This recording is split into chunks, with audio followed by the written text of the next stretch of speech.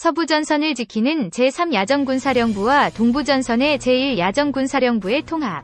그 결과 중복되는 업무를 맡는 장성과 연관급 장교의 수를 줄이고 부대들을 기동화해 강한 전력을 갖추는 것이다. 1973년 이전까지 한국군에는 야전군사령부가 하나밖에 없었다. 닉슨 독트린에 따라 1971년 주한미군 가운데 육군 2개 사단이 철수하자 박정희 당시 대통령이 베트남에서 돌아온 병력을 중심으로 부대를 증편해 1973년 7월 만든 부대가 제3야전군사령부다. 사실 지상작전사령부는 군 내부에서 오랫동안 꿈꾸던 자주국방을 위한 개혁의 이정표다. 노태우 정부 때부터 군 내부에서는 작전통제권 단독행사 요구가 많았다. 군은 오랜 노력 끝에 전시작전 통제권 단독 행사를 약속받게 됐다.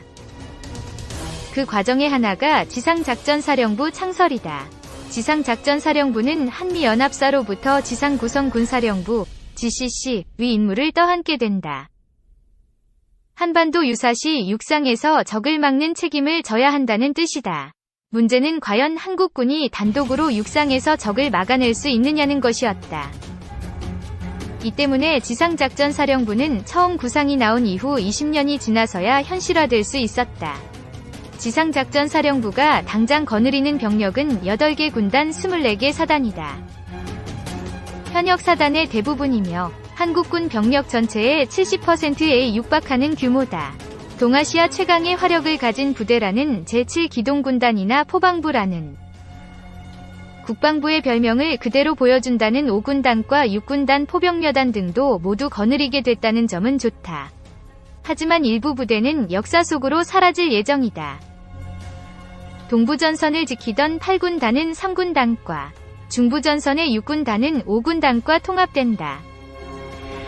지상작전사령부 창설 이후 각 군단 작전구역이 기존의 30X70KM에서 60X120KM로 3배 이상 넓어져 생기는 문제를 줄이고자 경량 공격 헬기 LAH와 차기 군단용 무인기 UAV를 배치하고 대포병 레이더와 신형 다연장 로켓을 확충하고 각 부대의 기동화를 추진한다는 것도 반가운 일이다. 제7기동군단 1969년 1월 18일 동해안경비사령부 1974년 동해안방어사령부 1982년 8월 16일 제7군단 1983년 제7기동군단 4개의 사단 수기사와 8사단 11사단 제2사단 수기사 기계화사단 8사단과 11사단 기동사단 2사단 신속대응사단 수기사 한국 최초의 기계화보병사단인 수기사는 사실상 기갑사단으로 탈바꿈한다. 전차로 무장한 전차대대의 수가 장갑차를 갖춘 기계화보병 대대보다 더 많은 사단을 기갑사단이라고 부른다. 수기사가 한국 최초의 기계화보병사단에 이어 한국 최초의 기갑사단 타이틀까지 거머쥐게 된다. 수기사는 7군단의 예비부대다. 적의 방어망에 큰 구멍을 뚫어 진격로를 열거나 소방수처럼 위태로운 전선에 불을 끄는 역할을 맡게 된다. 이를 위해 수기사는 K1A1 전차의 업그레이드형인 K1A2를 갖추고 있다. K1A2는 피하 식별 장치와 소형 카메라, 신형 컴퓨터 등 최신 장비를 보강했다. 8사단과 11사단 기동사단이라고 부른 이유가 있다. 유사시 한국군 단독으로 2주 안에 평양 등 북한 지휘부를 점령하는 입체 기동작전의 핵심 부대다. 이는 국방개혁 2.0에 포함된 개념이다. 이들 사단은 유사시 북한 중심부를 향해 고속 전진하는 부대다. 이를 위해 전차대대를 줄이고 기계화 보병대대를 늘렸다. 대신 81사단의 전차대대는 모두 K2 흑표로 무장한다. K2는 120mm 주포를 달았다. 또 두 사단의 기계화 보병대대엔 K-21 보병 전투차량이 들어간다. 이 장갑차는 40mm 기관포를 장착해 공격력이 높다. 앞으로 현궁 대전차 미사일도 달 예정이기 때문에 어지간한 구형 전차보다 강력해질 것이다.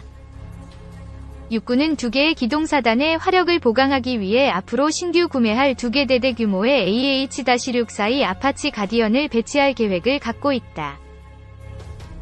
이 사단 2021년 1월 1일 육군의 제2신속대응사단이 이날 창설됐다. 신속대응사단은 주로 수송기나 헬기로 이동한다.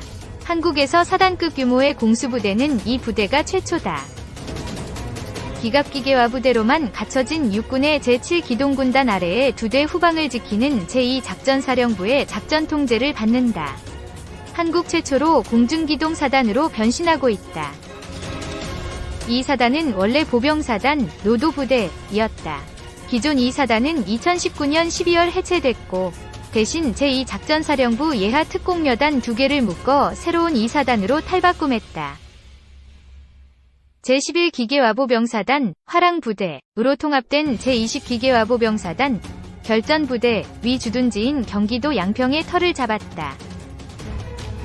신속대응사단은 편제에 들어갔지만 아직 완벽한 진용을 갖추지 못했다. 인원장비 시설을 계속 보완하고 있다. 특히 신속대응 작전의 핵심적인 항공 전력이 크게 부족하다.